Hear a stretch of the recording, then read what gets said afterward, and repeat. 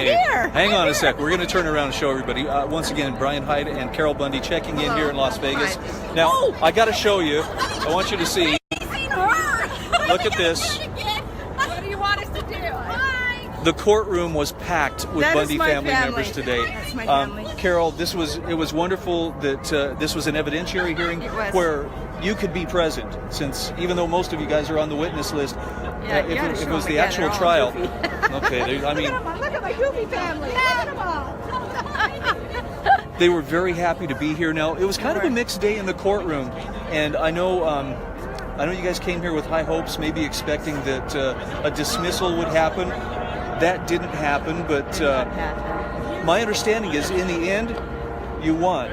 In the standpoint that the judge, she didn't grant the dismissal, but she did compel the FBI to bring forth information. She compelled Myrie, the FBI, and any other information that might be found in discovery that might be found that is not in discovery, that they are to bring it, and they have till noon on Saturday to have it.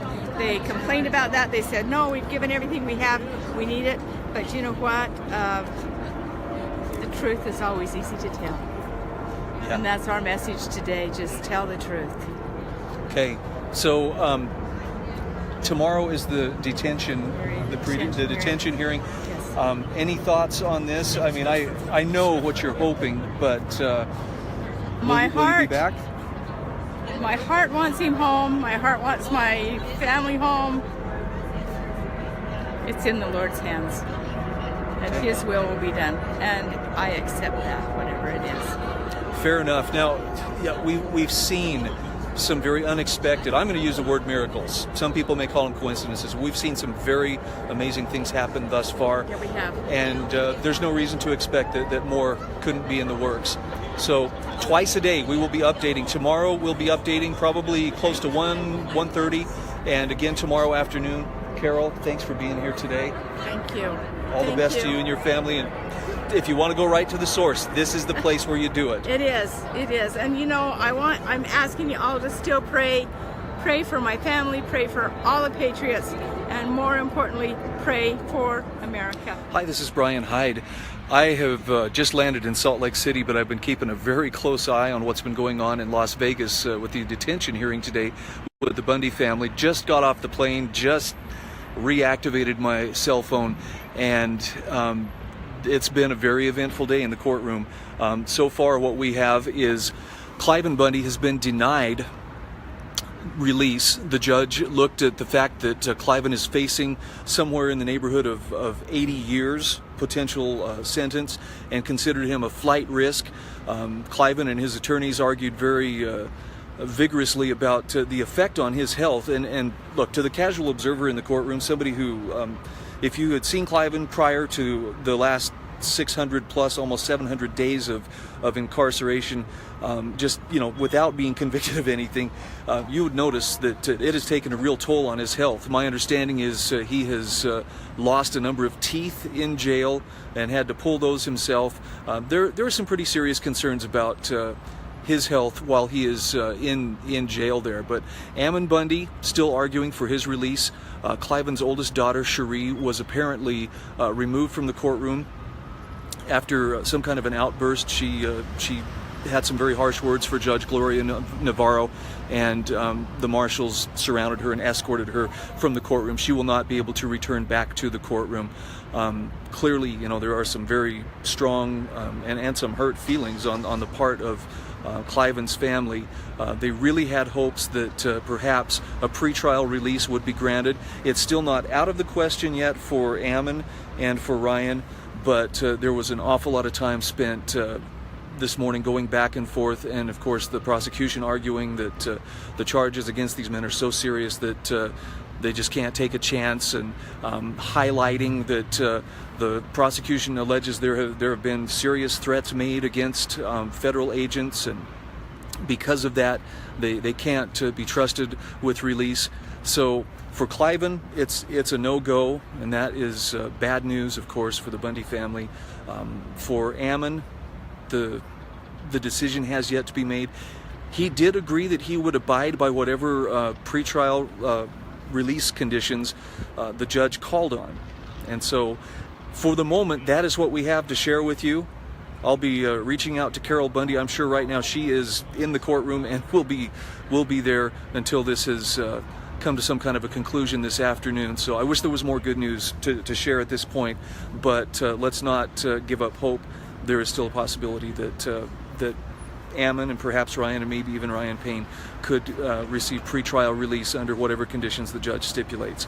So that is going to wrap up our report for now. We'll have another coming up for you about 4:30 Nevada time this afternoon, and hopefully we'll have a chance to connect up with Carol and get her reaction to this as well. Hey, this is Brian Hyde.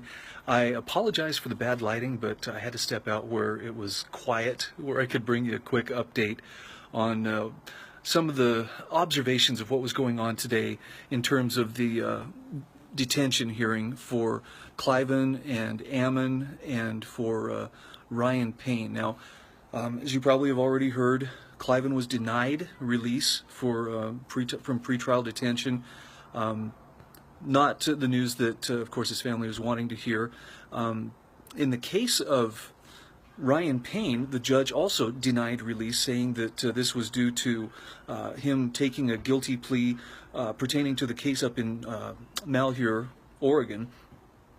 And then as far as Ammon's case, this is where they spent a lot of time discussing today. Ammon assuring the judge he would be willing to abide by whatever, the pretrial conditions were if he were to be released. And apparently the government wants to argue more. And so the judge has said, well, we'll continue that hearing on Monday. So that's where they are. It's, it's hard to describe the sense of invincibility that the prosecutors bring into that courtroom with them. I know today there was kind of a terse exchange between one of Ammon's lawyers, Dan Hill, and Daniel Scheis, who is one of the prosecutors. And Scheis actually drew groans from the spectators there in the courtroom, which, if you remember, you're not supposed to show any kind of emotion. You're not supposed to give any verbal or nonverbal cues about how you feel about what is being said or what's being done. But members of the crowd audibly groaned when he started picking on Dan Hill and saying, well, I guess you're a young attorney and, you don't have a lot of experience here. And it's a glimpse into this sense of assuredness, this we can do no wrong, which just seems to permeate so much of the government's actions.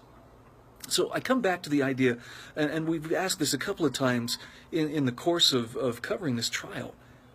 Is this really about justice? And for that matter, let's at least try and have some semblance of what justice is. Is justice about what is fair being done? Meaning if there is something that was done that was wrong, if harm was caused, then the fair thing would be that some kind of recompense has to take place and someone must be held accountable.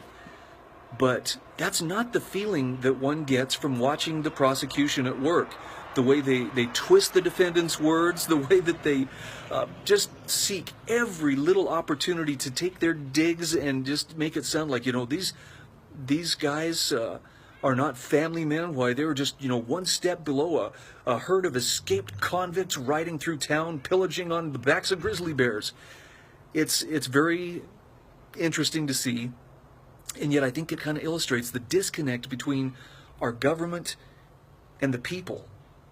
If they were really there to serve the interest of justice, you would think that there would be some regard for the humanity of the defendants and the situation that they are in. But there's this, it's like there's this supposition that, hey, when you're government, you can do no wrong. And of course, no expense is spared, no resource denied when it comes to them making their case. And yet, it just seems like there's a sense of self-assuredness. I think hubris is actually the better word. There's a kind of hubris at work there that just presumes that, hey, because we are who we are, we can do no wrong. And yet, you're seeing before your very eyes a family of good, God-fearing, freedom-loving people who were backed into a corner and forced to make a stand for their livelihood. And the fact that they stood up to those who are so self-assured that they can do no wrong, boy, they are going to be made examples of if the prosecution has its way. So I think there's a reason behind that, and I think the reason is the prosecution and the government understands courage is courageous, and not just, with no regard for anybody or no regard for themselves, but the kind of courage that inspires people to be willing to do hard things, to risk being called names and being, accused of things and have your name dragged through the dirt for a larger purpose. And I think in this case, the larger purpose is freedom. And people who know the Bundys understand this. They understand that there's a lot of humility. There's a lot of sanctity to the stance that they have taken. And it's a good contrast, I guess, when we see what they're up against. So, not the news we were hoping to report today, but we will continue to bring you updates. We'll get them to you twice a day. Keep the Bundy family in your prayers, and pray that the hearts of the people who need to be softened will be softened.